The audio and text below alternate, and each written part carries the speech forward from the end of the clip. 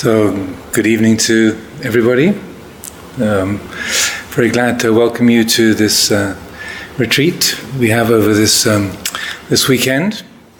So, some of you will be familiar with our tradition coming out of the Western monastic community, hailing from the Thai forest tradition, students of Venerable Ajahn Chah, Venerable Ajahn Sumedho. Some of you will have met him, Ajahn Sumedho, Lumpur Sumedho, last year when we had the opening of this Dhammārāma center. Other people, teachers from our tradition, Lumpur Pasanno, Ajahn Sundara, Ajahn Jivako, who's been staying here recently. So some of you will be familiar with our customs and ways of practice, and some of you will not. The form for this weekend we'll be using our traditional customs of chanting and the sitting, walking meditation and so forth. So hopefully along the way that you'll get a sense for how these work, and these can be, say, incorporated into your own practice and your own, spiritual toolkit, things that you can bring into your life as useful skills and methods to help the spiritual development. So we'll begin with the evening chanting. We'll do that in English, so please feel free to join in with this. Again, I'm aware that many of you are not familiar with this, so please don't feel compelled or intimidated if it's all unfamiliar to you, but I encourage people to be at least reading along and seeing the meaning of the words that we're reciting, as these are the qualities of the Buddha and Dhamma and Sangha, the triple gem that are being recollected. And these are, the purpose of chanting is to both familiarize ourselves with the essential teachings and also to express that sense of devotion to the triple gem, but also the intention to put those qualities embodied in the triple gem at the very center of our lives. So that's the intention behind that. So we'll begin with the evening chanting in English, which you can see you've got your own chanting books there. In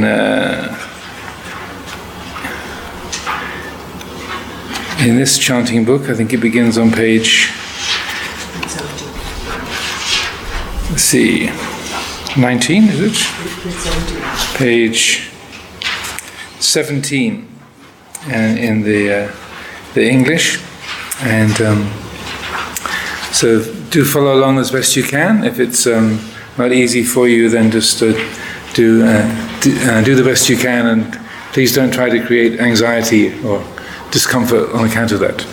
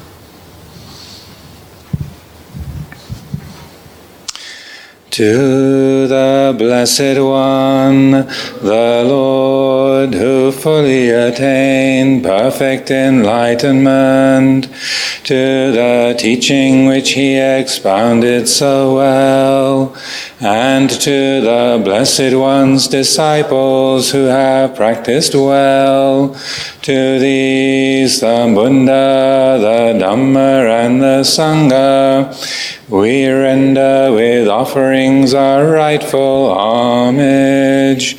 It is well for us that the Blessed One, having attained liberation, still had compassion for later generations. May these simple offerings be accepted for our long-lasting benefit and for the happiness it gives us. The Lord, the perfectly enlightened and blessed One, I render homage to the Buddha, the Blessed One. The teaching so completely explained by him, I bow to the Dhamma. The Blessed One's disciples who have practiced well, I bow to the Sangha.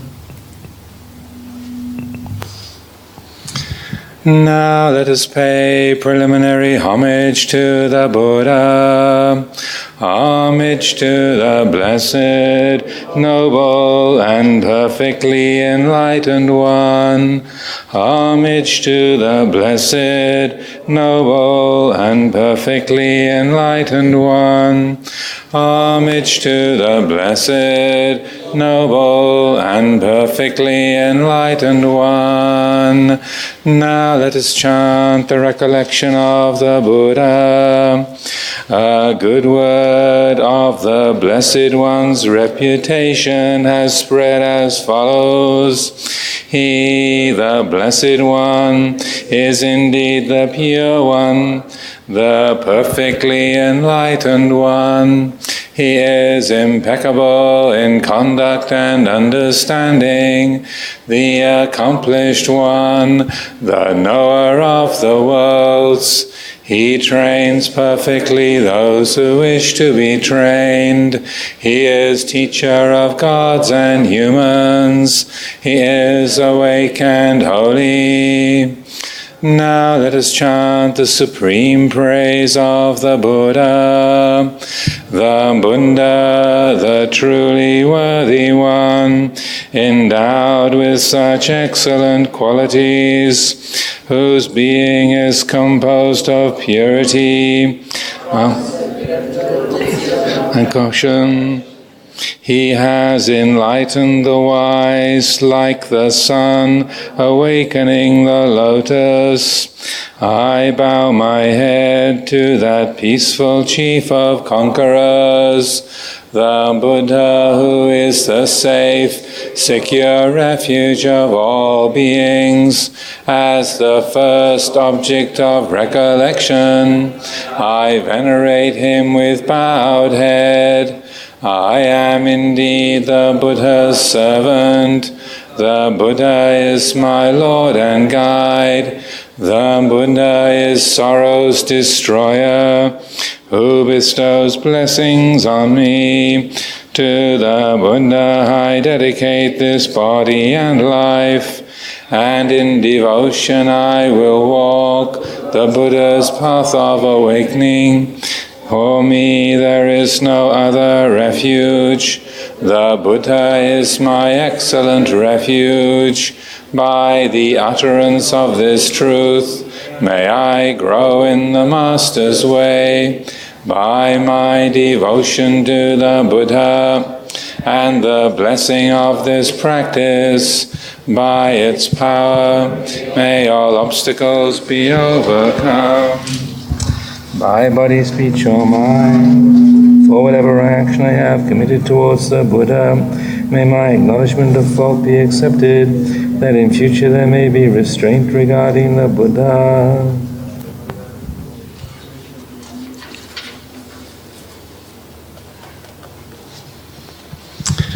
Now let us chant the recollection of the Dhamma.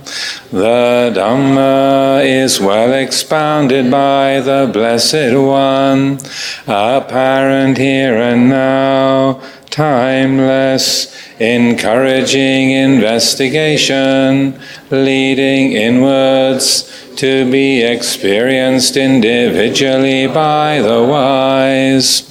Now let us chant the supreme praise of the Dhamma. It is excellent because it is well expounded, and it can be divided into path and fruit, learning and liberation. The Dhamma holds those who uphold it from falling into delusion. I revere the excellent teaching, that which removes darkness, the Dhamma which is the supreme, secure refuge of all beings. As the second object of recollection, I venerate it with bowed head. I am indeed the Dhamma's servant. The Dhamma is my Lord and guide. The Dhamma is sorrow's destroyer, and it bestows blessings on me. To the Dhamma I dedicate this body and life, and in devotion I will walk this excellent way of truth. For me there is no other refuge. The Dhamma is my excellent refuge. By the utterance of this truth, may I grow in the Master's way. By my devotion to the Dhamma and the blessing of this practice, by its power, may all obstacles disappear. My body, speech, or mind, for whatever action I have committed towards the Dhamma, may my acknowledgement of fault be accepted, that in future there may be restraint regarding the Dhamma.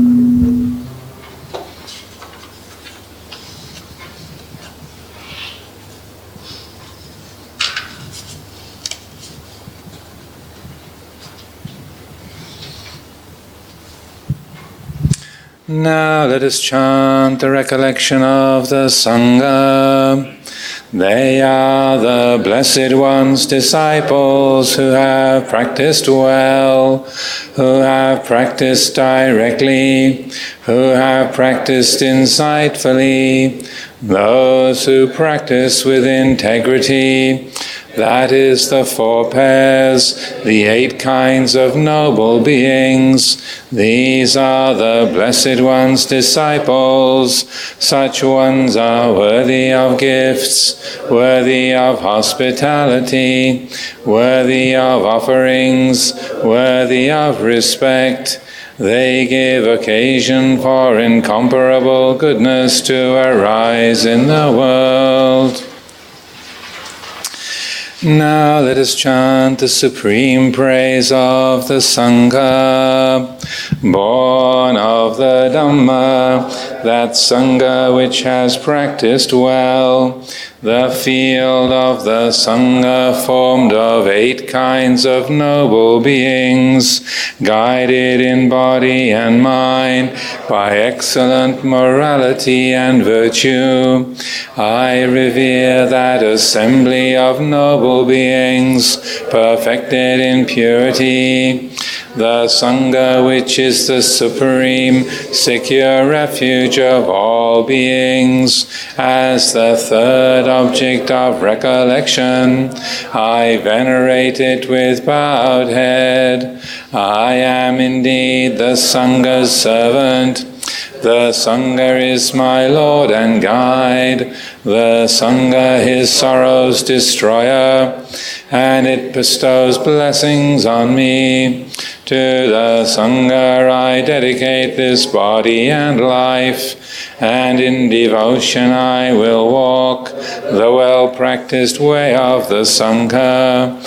For me there is no other refuge. The Sangha is my excellent refuge. By the utterance of this truth, may I grow in the Master's way. By my devotion to the Sangha and the blessing of this practice, by its power, may all obstacles be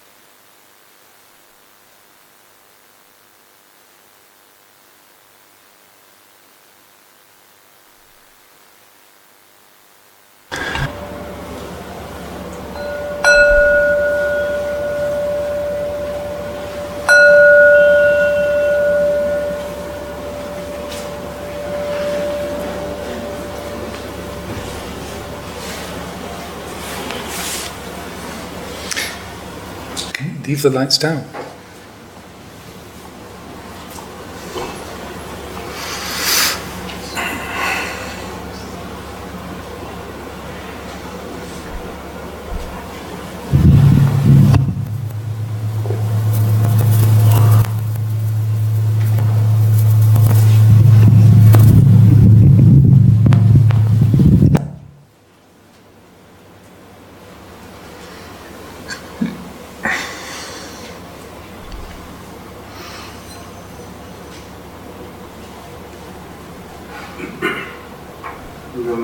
लोकाधिपति सहम्पति कथंजलि अंधिवरम अयच्छत संतेद्य सत्ता अपराजखा जातिका देशे तुधम अनुकंपिममिमम्.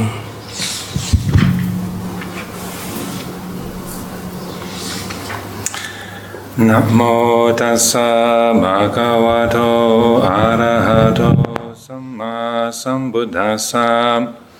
Namo tassa bhagavato arahato samma sambuddhassa. Namo tassa bhagavato arahato samma sambuddhassa. Buddhaṃ Dhammāṃ Saṅghāṃ namasāmi.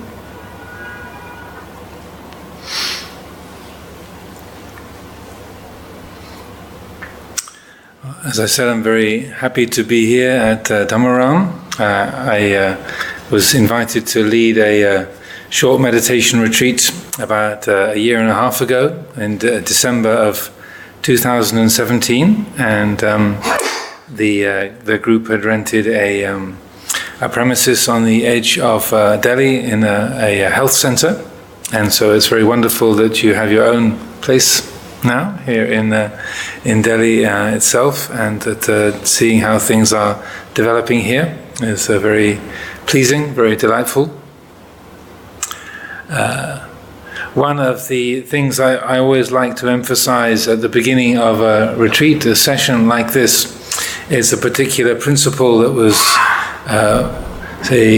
emphasized repeatedly by our teacher, Venerable Ajahn Chah, Lumpur Chah, which was that if we are wise, everything will teach us. So that we can easily create the idea of we learn from listening to a Dhamma talk, or when our meditation is going well, when we have a good meditation, that is something that is improving for us, or when we have a quote-unquote bad meditation, that's something that is an obstacle. So by a good meditation, we might think of that as when the mind is concentrated, it's very bright, clear, free of greed, hatred and delusion. There is a quality of energy and clarity and peacefulness. So it's very easy for us to call that a good meditation. And according to the textbooks, all the criteria, tick, tick, tick, of what makes a practice, say, good or successful or heading in a wholesome direction. Or what we might think of as a bad meditation, where the mind is kind of very busy, filled with thoughts, or falling asleep, filled with the memories of particular family difficulties, or all of the responsibilities that we had to wrap up in order to come on a retreat. So many of you have probably come from far away. I know some of you have traveled across a lot of India in order to get here. So that you might think, oh, that meditation was totally useless.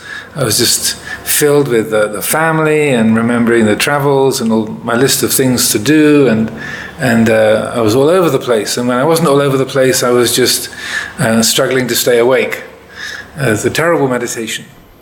So it's very easy for us to then categorize what we think of as good meditation or bad meditation in this kind of way. And you say, well, according to the books, if your mind is busy and agitated, filled with distraction, the mind is unconcentrated or is falling asleep, then this is part of the list of unwholesome, unskillful, unhelpful qualities. So the principle that Ajahn Chah would always emphasize is that if we're wise, everything will teach us, whether it's what we call good or bad or somewhere in between. So even if you've sat here for the last 45 minutes and your thoughts have been all over the place back in Bombay or on the other side of Delhi, or worrying about your children's exam results, worrying about your trip to the hospital, or what the diagnosis is going to be like from the doctor. And still, if we have a skillful attitude, even a mind that is agitated and busy can be something that we learn from. As Ajahn said, if your mind is busy, learn about busyness. If your mind is sleepy, learn about sleepiness. If your mind is filled with anger, then learn about anger. And so it's not that he's condoning unskillful qualities, but what he's pointing to is that the attitude that we have is the most important thing in a meditation. Similarly, we can have the very bright, wholesome qualities arising in the meditation. We can think, my practice is really going well. This is great. First evening of the retreat, and just peaceful, clear, bright. This is great. Everything is going really well. I'm really going places. And even though the qualities that are present are wholesome, the way the mind takes hold of it can make it into a really big problem. So many of you I've never met before, most of you I've never met before, but I would guess that some of you have had very pleasant, beautiful meditation experiences in the past. And then at the end of that period of meditation, you thought, wow, that was really great. Well, this is really, really going well. This is marvelous. And then the next time you sit down to meditate, you think, okay, let's get back to where I was before. And then you can't recreate that beautiful mind state. And then you try again and again and again. And then you find yourself getting really angry and frustrated because that beautiful, wonderful mind state is no longer accessible to you. Like you found that wonderful shop or that restaurant and you can't find it again. Now it's a bit easier with GPS or Google Maps on your smartphones. But I think you know what I mean. That something that is wholesome and noble and beautiful can be a cause of great suffering if the mind attaches to it in an unskillful way. So that this is a principle I like to encourage people to really take to heart at the beginning of a retreat like this. That whether it's things are very say wholesome and peaceful and seem to be a positive experience, a good meditation, the principal attitude of mind is, what can I learn from this? What can be understood? What is this teaching? What can be learned from this? And similarly, if things are difficult or confusing or agitated, rather than saying, my meditation is awful, this is terrible, I've had more obstacles now than I did before the retreat began, rather than thinking in those ways, okay, what can I learn from this? What is there to be, derived? What can be understood? What can be learned from this situation? So if we establish that in a clear and conscious way, that to learn from everything that happens, whether it's your mind states or your body. Just last week I was leading a session in Bir in Himachal Pradesh. And one of the people on the retreat, maybe she's here this evening, kind of fell over and injured her leg quite badly. So the whole week she was hobbling around on crutches. It's really inconvenient, painful, inconvenient, exactly what you don't want to happen. But if we're wise, even an injured leg will be something that we can learn from. And so I've had retreats before where the day the retreat began, I would suddenly come down with a streaming cold. So, if you're the only monk, you've got to lead the chanting, you've got to give the talks and instruction, and your face is just filled with mucus, your eyes pouring with tears, and can hardly speak. And think, this is really inconvenient. This is exactly what I didn't want to happen. But if we have a skillful attitude, then you can learn from it, and you can put it to use to say, well, here we are, I'm the teacher of this retreat, and I've got this streaming cold, this is extremely inconvenient, this is the way it is right now. I haven't got a cold at the moment. Yeah, touch wood. Yeah. I hope I don't get one. But that I feel is extraordinarily helpful, because it's so easy for us to attach to the and cling on to the good and reject the bad. This is natural, ordinary instinct for us as human beings. But if we're wise, then we'll establish this attitude of letting everything teach us. Everything will be our teacher. And as Ajahn Chah would say, if we're wise, everything will teach us. Success and failure, comfort and discomfort, health and sickness, they will all teach us if we let them. Everything will teach you. The changing of night and day, heat and cold, the experiences of being appreciated or being criticized, of succeeding and failing. Everything will teach us. The formal meditation, informal meditation, eating, breathing, going from place to place, everything will teach us if we let it. He said, if you're not wise, then even if you have the Buddha sitting before you giving you a Dhamma talk, you won't learn anything.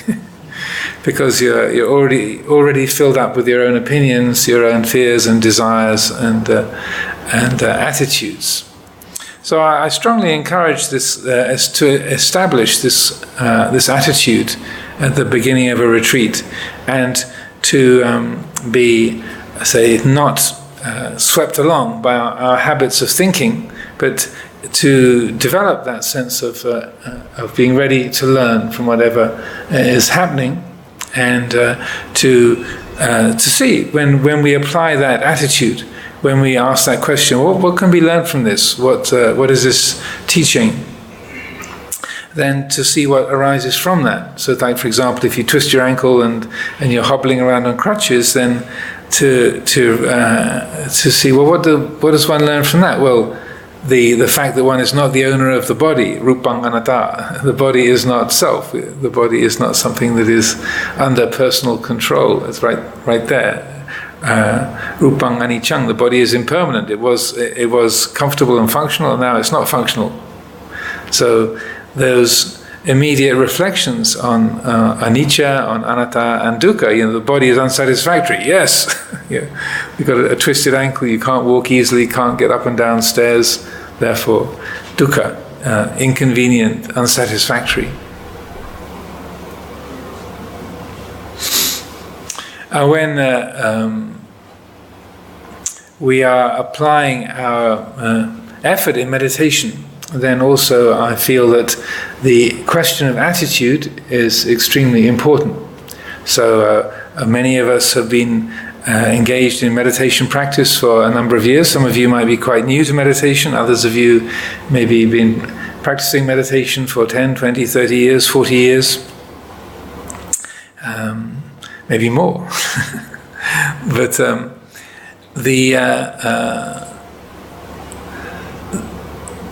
the question of the attitude that we bring to meditation is something that's not necessarily focused on, but I found to be extremely helpful, extremely important, and it's something it took me many years to really get a perspective on. And so I found that having, say, really been encouraged to focus on that, or to understand how that works, it's been very valuable to me.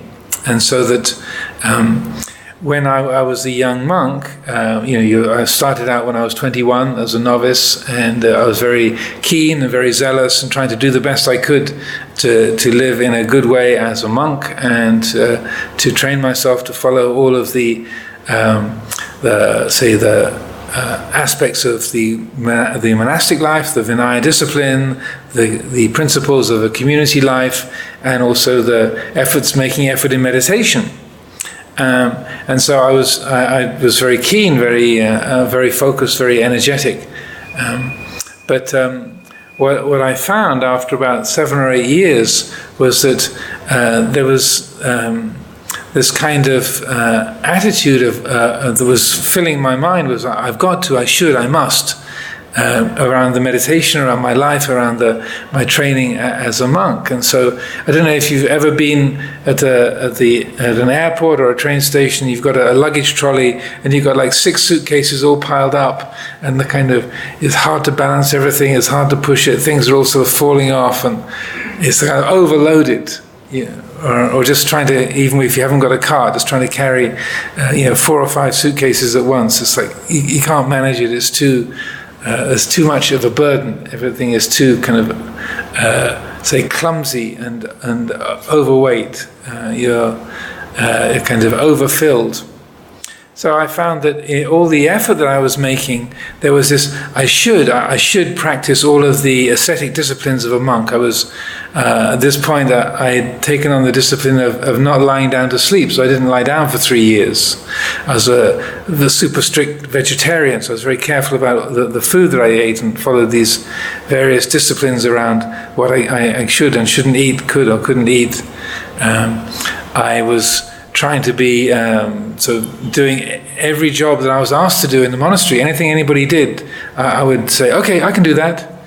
I had an open door policy, so that anything I can help with, my door is always open, just come and knock on my door and I'm available. So I was exhausted with trying to be this sort of super monk. And then in the meditation, I would be sort of working as hard as I could, and I would often stay up late into the night or get up early in the morning and meditating longer hours than most other people. I'm not saying this to boast, but what I found was by the time I'd been a monk for about 7 or 8 years, there's this sort of the overburdened cart feeling. It's like, this is too heavy. This is too much. I can't carry all this stuff. Or that after you've been overfilled at the end of a large meal where you've had far more than you can eat, you're already stuffed, and there's kind of more is being offered to you. I'm full up. So there was this kind of overfed, overburdened feeling, and I hadn't really got a perspective on it. And so why I was feeling that way, because I'm doing all these things, which is the right thing. I'm making effort in the meditation. I'm putting all this work into being a monk, trying to be a good monk, trying to be the best monk possible. Why is this leading not to liberation, but just to exhaustion and feeling overstuffed, like a kind of like a suitcase bursting at the seams, or that the pile of suitcases falling off a cart. So I had this feeling like I'm handling this all in the wrong way. I'm not approaching this skillfully, though. Don't know what's wrong, but I know I'm missing the point here. And I've been functioning on this idea of more is better. More meditation is better. Trying harder is better. I should try harder. More hours, more effort, more practices. Maybe I haven't got the idea here. So I remember. This was in late 1986, just before the winter retreat, January, February, March of 1987 began. And I went to Ajahn Sumedho. I was living at Amaravati at that time in England. And I said to Lumpur Sumedho, I've decided to give up all of my ascetic practices and try to just be an ordinary monk, and not to be doing so much stuff. And I thought he was going to say, "Oh well done, lad. You've tried really hard, but you probably need a break. But you've been really impressive in how much effort you've been putting in. But obviously, maybe you needed to have a little bit of a pause here." And he didn't say that at all. He said, "About time." What? And it was a completely different direction. Rather than congratulating me for all this extra sort of super effort I'd been putting in, he was waiting for me to see the point that more is not better, and that he had been making plenty of input over the previous few years, but I hadn't been able to really read it or understand it. But rather, he was waiting for me to see that it's not the amount of effort that you put in, but the kind of effort and the intention behind the effort that is made. So, I'm not encouraging us to be lazy and such like, but rather what he helped me to see, and that was extremely helpful advice, was how that even though I was being sincere and I was trying hard, there's a huge amount of self-view, sakkaya ditthi, had sort of come in the back door and kind of taken over the effort that I was making. It's like, I should, I must, I've got to. This is my practice, my mind, I've got to. I need to work harder, I should, I must, I got to, I ought to. And even though on the one level you feel like you're following the instructions, it's turned into this self-creation program, if that makes sense. It is me and my mind, my practice, I've got to, I should, I must. And so even though you might hear those words and say, well, yes, isn't that the kind of instruction that we've been hearing over many years, or all meditation instruction is like that. But I would say that it's through, in a sense, misreading that instruction, that our skillful, our sincere and noble efforts, for many of us, if not all of us, get hijacked, get taken over by self-view. And so it becomes my practice, my mind, my effort, my progress, my lack of progress, my insight, my concentration, my defilements, me getting rid of my defilements, me getting samadhi. And that even though, say, there's a noble effort, sincere effort, the very fact that it's cast into the framework of me and my practice, and from the point of view of I and me and mine, essentially based on self-view, then if it's based on self-view, then it's always going to end up in difficulty and dukkha.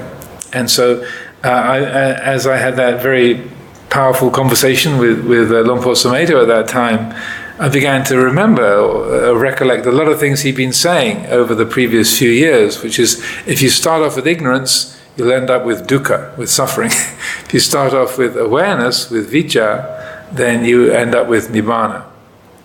Yeah. So if you begin with avijja, ignorance, then the result is dukkha, suffering, dissatisfaction. If you start off with vijja, awareness, then the result is peacefulness, clarity, nibbana. So at this time I began to realize, he's actually been talking about this for quite a long time, and I haven't been getting the point. So what this means, and what I like to maybe encourage or put across during this weekend that we have together, is the difference between practice based on self-view and practice based on right view, or rather than a self-centered view of the body, the mind, the practice, having as a contrast a Dhamma-centered view. And that what this means is that when we look at the Buddha's definition of right effort, samma vayamo, for example, in the Eightfold Path, the right effort, then that's divided into four parts. I'm assuming that most of you are familiar with a certain amount of Pali, but I try not to blind you with too much Buddhist terminology, but these are helpful to be aware of and to know and to recollect. So the four aspects of right view, the sammapadana, or the four right efforts, four aspects of right effort, are, first of all, samvara, restraining the unwholesome from arising. So that's the intention to restrain kind of laziness or greed or aggression or fear or desire from arising. So there's the intention to restrain the unwholesome from arising. Then the second one, pahana, if unwholesome states have arisen, to let them go. So if there is restlessness or dullness or desire or fear or aversion and so forth, then if they have arisen, if they've come into being, to recognize them and to let them go. So that's the second one, is pahana, to relinquish, to let go. Then the third aspect of right effort is to cultivate the wholesome. So to cultivate loving kindness, to cultivate concentration, to cultivate insight, to cultivate compassion, to cultivate wisdom and so forth. That the conscious bringing into being of wholesome states. And then the fourth one is anurakana. So the third one is bhavana, or to cultivate. And then the fourth one, anurakana, means to protect or to maintain, to cherish. So whatever wholesome states of, I say, concentration or wisdom or kindness or compassion, peacefulness, whatever wholesome states have arisen, to maintain them, to preserve them. So when meditation is, say, being based on self-view, then it's like, I've got to stop my kind of worry and self-concern from arising. I've got to prevent the mind from wandering.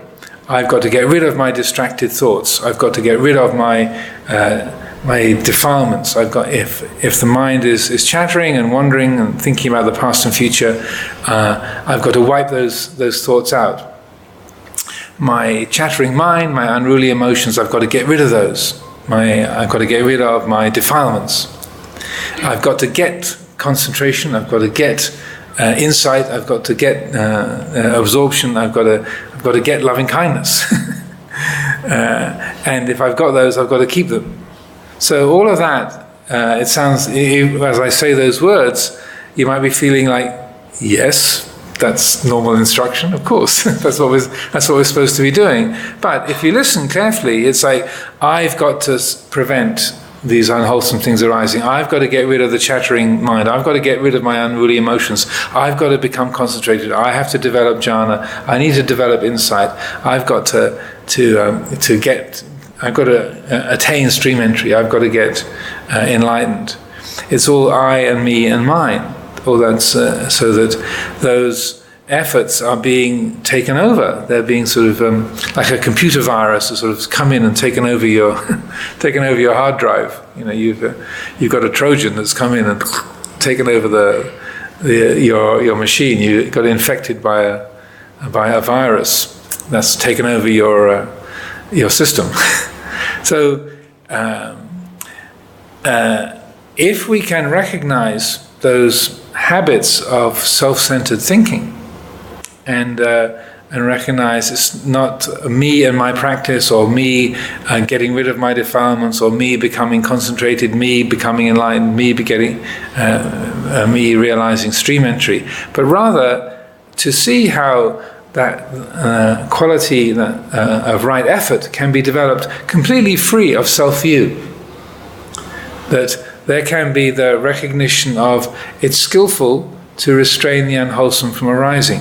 Effort can be made to restrain unwholesomeness from, say, greed or hatred, delusion from arising. That can be the intention of to prevent that from happening, without any sense of I and me and mine. Similarly, if they have arisen, rather than, oh, here is my mind chattering away, I've got to get these thoughts to shut up. There can be, oh, in this moment, here is a succession of thoughts. These thoughts are not me and mine, they're just perceptions and concepts that have arisen. They're not what the mind is helpfully concentrating on, so therefore let them be relinquished, let them be, say, not grasped or identified with. So those qualities of restraining or letting go, there doesn't have to be any I or me or mine involved in that. What recognizes or makes the effort is guided by mindfulness and wisdom, satipanya, rather than any kind of aspect of I and me and mine. So this might sound a bit, a bit refined or a bit difficult to get the mind around. But if we look, and part of vipassana meditation is in a sense focused on that the habits of I-making and mind-making, how our feelings, our thoughts, our memories, our sensations, our ideas, our emotions, the habit is so much to see them in terms of I think, I feel, I want, I don't want, I've got, I haven't got, I used to have, I want to get.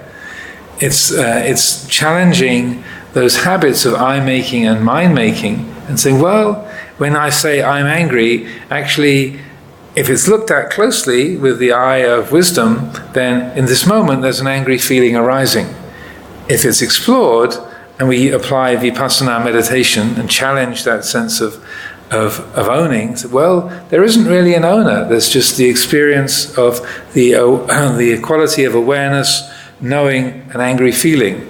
When we say, I hear the sound of the fans, or I hear the air conditioner, well, there's hearing, but the mind adds on that I am hearing. This is me that is the listener. This is known in my mind.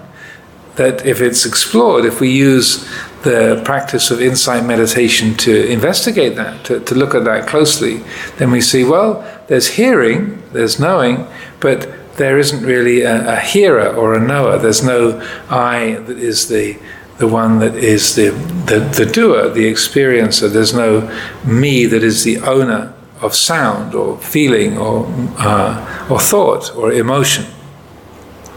So that when we use the practice in a skillful way in this fashion, then we're able to kind of tease those things apart. We're able to see that effort can be made without there being a me who's the one who's making the effort. There can be the mind recognizing the wholesome and letting it go. There could be the mind cultivating the wholesome, cultivating concentration, and without any self-view, self-creation around that.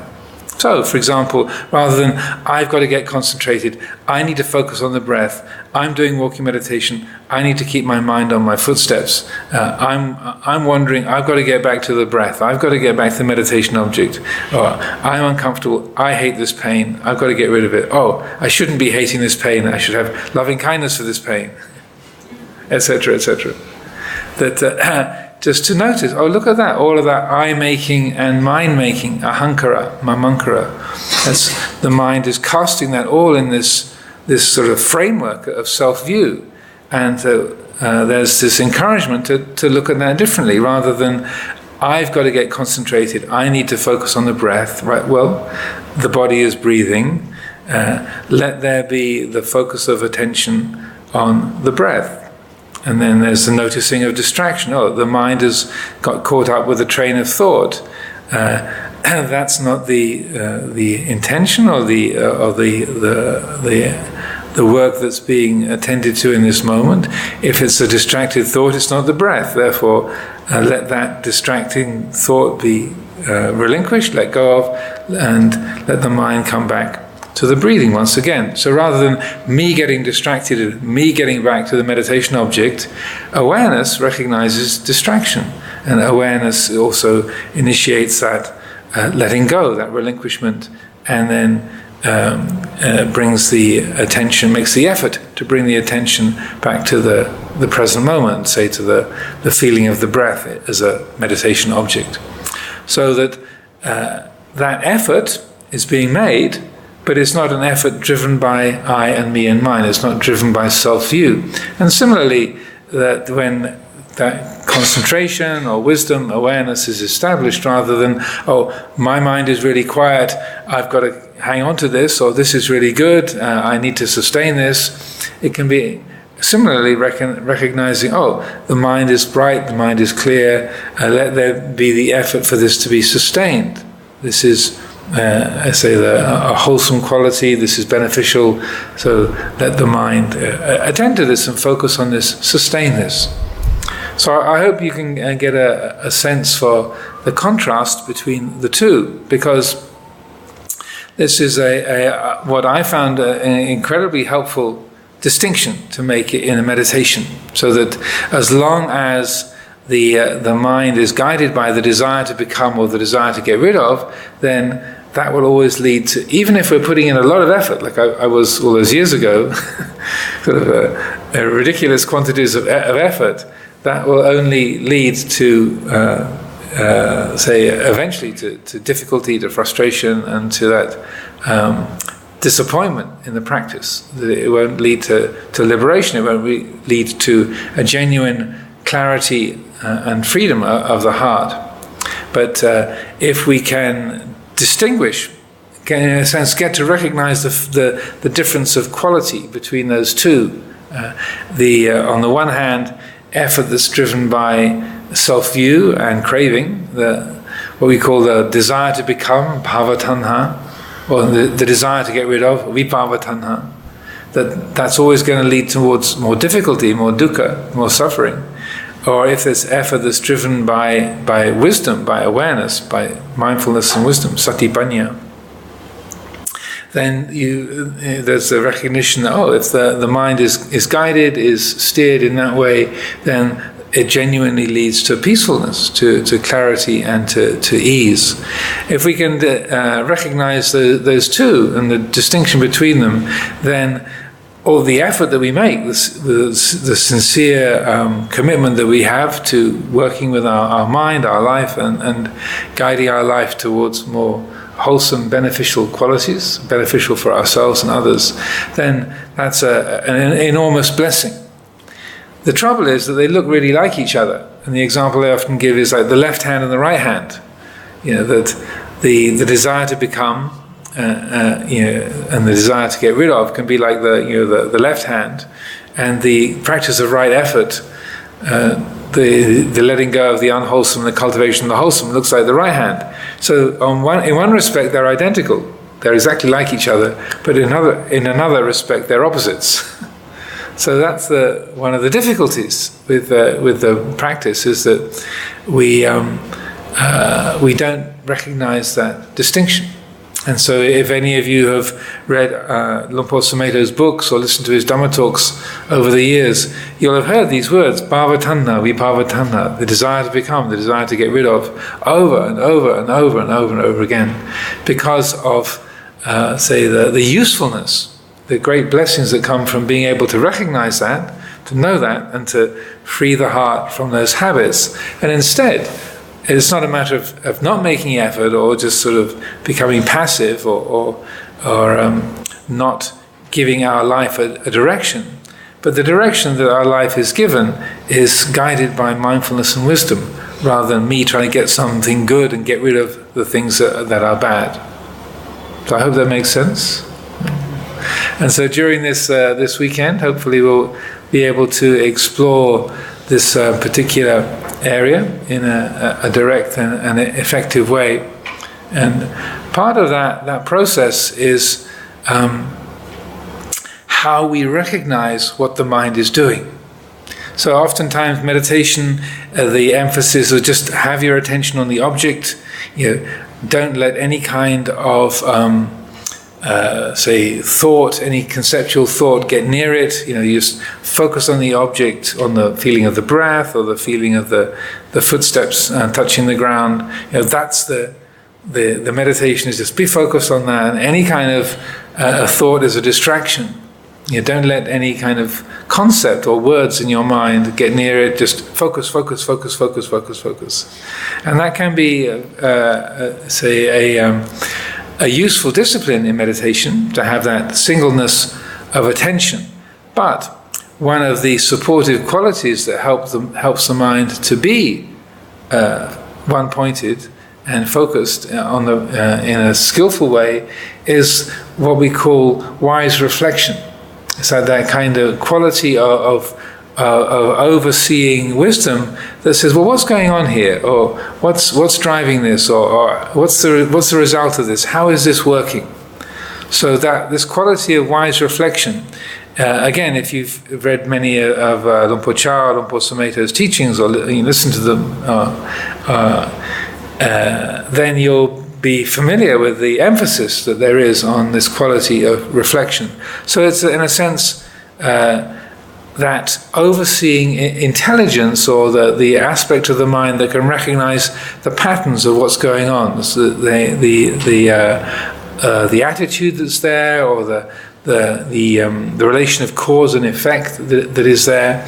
So it's a capacity of the mind, of the heart, that we have, that we can employ, that enables us to recognize what we're doing, what's going on, how we're working, and what the effects of the work that is being done.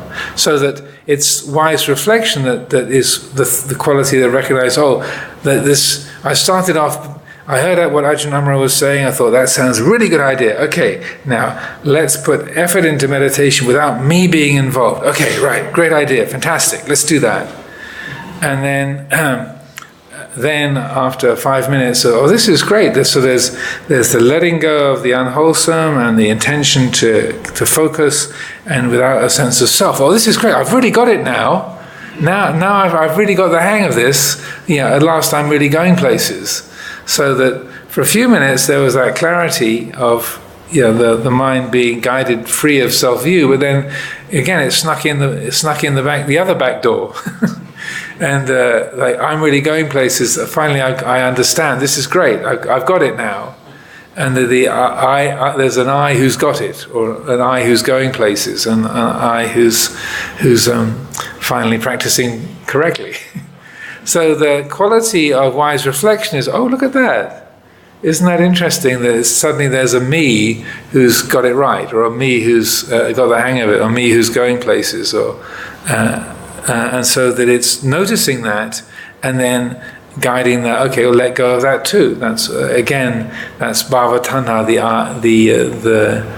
the kind of the me getting somewhere, the desire to become, to be, to exist, the desire for defined being has sort of taken over. Look at that, and then to let go again. So again, through this weekend, I'd like to emphasize this quality of wise reflection. The Pali is yoniso manasikara, also another term Dhammavichaya, the investigation of reality, or yoniso manasikara literally means to explore the root or the origin of things, to pay attention to the source, to the origin of things, the relationship of cause and effect, how things work. So maybe the last thing to share with you this evening is, not that I want to get people into too kind of achievement oriented, but these qualities that I've been talking about. So the first, practicing Dhamma in accordance with Dhamma, Dhammāra patipada, is what I would say, that learning to practice Dhamma in accordance with Dhamma rather than in accordance with self-view. That is one of the factors that the Buddha highlighted as being one of the factors supportive of stream entry. If we really want to free the heart, then that quality of Dhammāra patipada, practicing Dhamma in accordance with Dhamma, rather than practicing Dhamma in accordance with the obedience to the teacher, or in accordance with self-view, or in accordance with a feeling of obligation to a system. Like I was definitely not practicing Dhammāra patipada. I was practicing in accordance with my ideas of what a monk is supposed to do. Kind of that sense of obligation and obedience. I was really good on obedience, but I wasn't really paying attention to that factor of self-view, but rather it was practicing Dhamma in accordance with my sense of compulsion, my sense of obligation. And so practicing Dhamma in accordance with Dhamma is essentially training the heart to be guided by mindfulness and wisdom, rather than by I should, I must, I've got to, the teacher told me, the book says, Ajahn Amaro told me, whatever. That rather, it's the living quality of mindfulness and wisdom of your own heart that is the guiding force in each moment. And then another of the factors supportive of stream entry is yoniso manasikara, wise reflection. That pattern recognizing quality of the mind, that in a sense that informed, wakeful intelligence of the heart that is overseeing and exploring is interested in investigating how things work and how things fit together and relate with each other. Not to be creating a lot of mental activity, but rather that sense of what's going on here. How does this work? Let's look and see and check how is this fitting together. And then the other two of the four factors supportive of stream entry, one is sapurisa sangseva, so associating with good people. So I would say that gathering together to spend a weekend in Delhi watching your minds and keeping the precepts and practicing a lot of formal meditation together, I would say this qualifies as drawing close to good people. We're not all out at the cricket game or down at the shopping mall or just at the Bollywood movie theatre. We're being quiet, being still, living according to very modest and peaceful, restrained standards. So the kind of people who sign up and choose to spend their weekend in this kind of a way, I would say comes under the sapurisa, good person heading. Some of you might be thinking, "Oh, you don't know my mind, Ajahn." I'm not a mind reader. It's just, as I often say, this isn't mind reading. This is just statistics. That it's often the case. Oh, if you knew my mind, you wouldn't say. I wouldn't qualify as a sapurisa, a dupurisa. But I think the intention to come together and spend 3 or 4 days sitting quietly, keeping noble silence.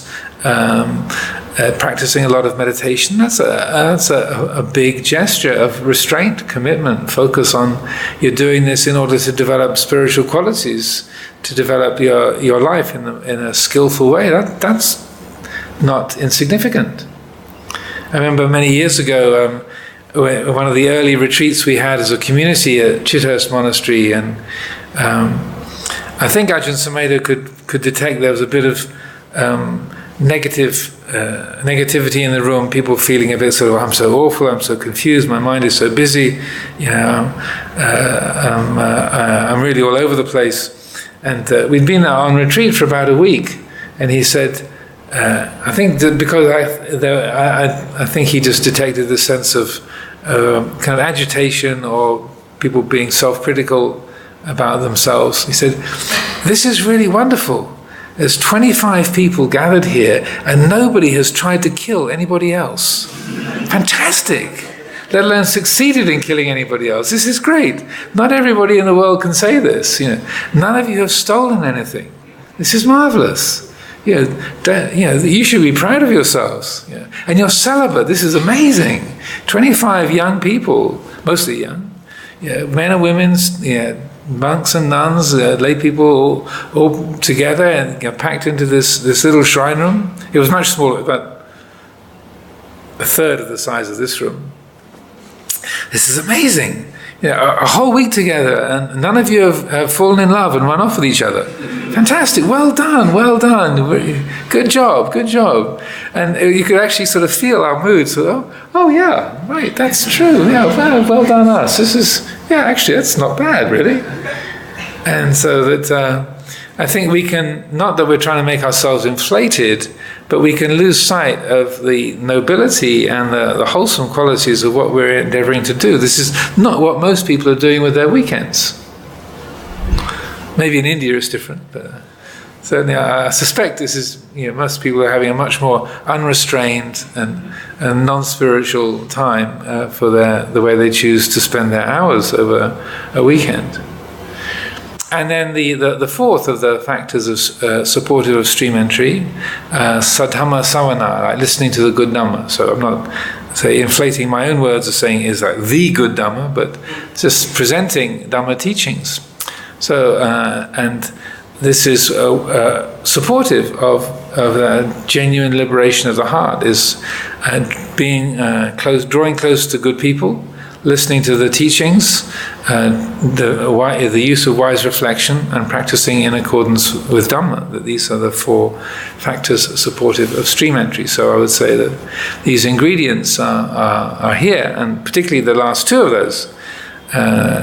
Yoniso manasikara, wise reflection, and then practicing Dhamma in accordance with Dhamma, that these I think are areas worthy of exploration and development. And hopefully during this weekend together, these days we have together, that there'll be a ability or the opportunity to look at these, and then the ability to understand how these work and to develop them will be increased, and will become something that becomes an ongoing resource for everybody.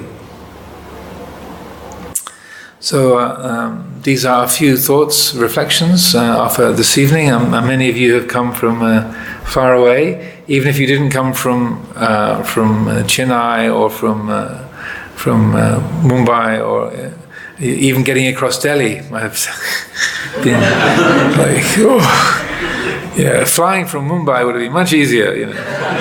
Getting across Delhi was a nightmare. So, however many miles it's been, or whatever, then I appreciate the effort people have made to get here, and I am very glad of this opportunity to spend time with you, and I look forward to this being a fruitful weekend to spend together. We can finish by chanting the Buddha's words on loving kindness. I'm not particularly familiar with this edition of the chanting book, so I haven't memorized where all the familiar chants are. But if you have a bit more light? Can you begin on the middle first? Oh, okay, sure.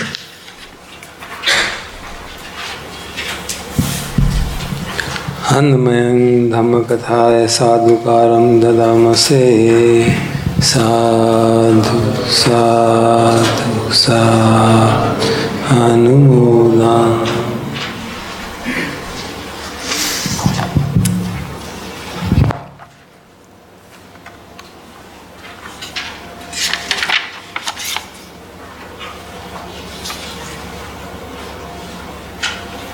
So the Buddha's words on loving kindness are found on page 36.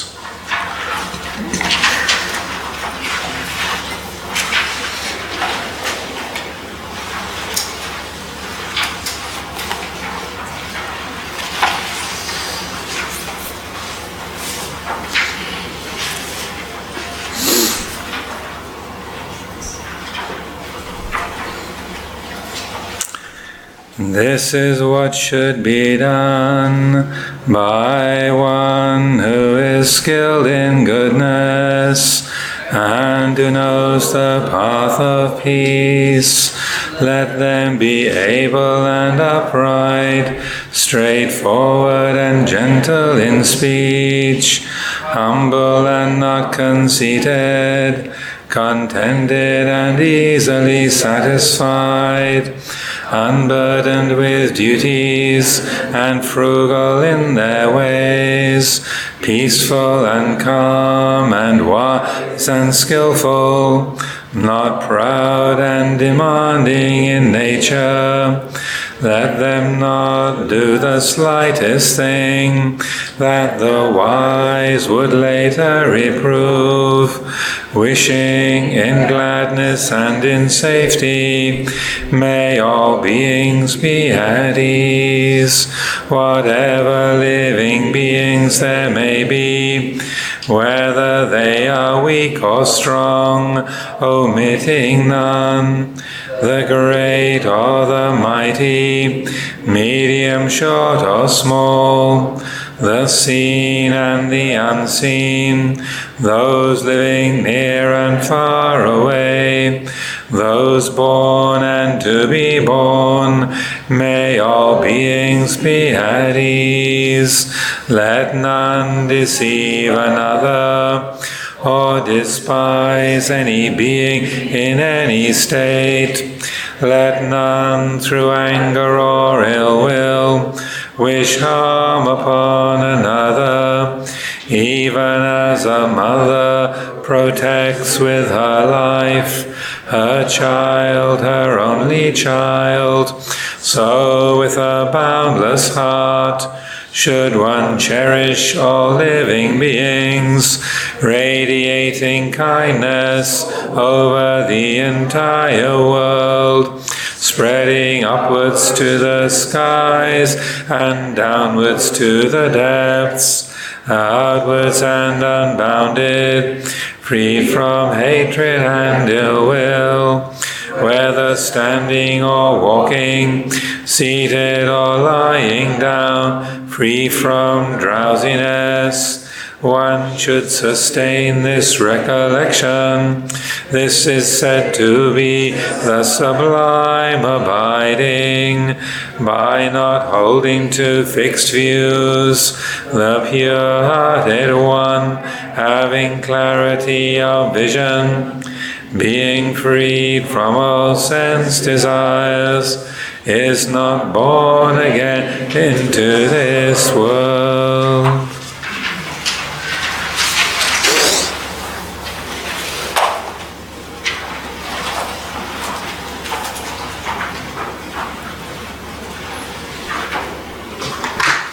The closing comment is on page 26. 26.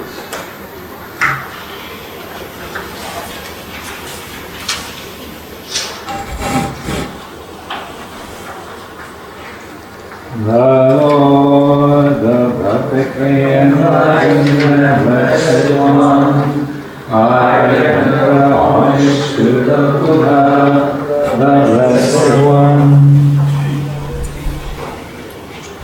The teachings so completely explained by him, I bow to the Dhammārāma. The Blessed One's disciples who act extra well, I bow to the Sangha.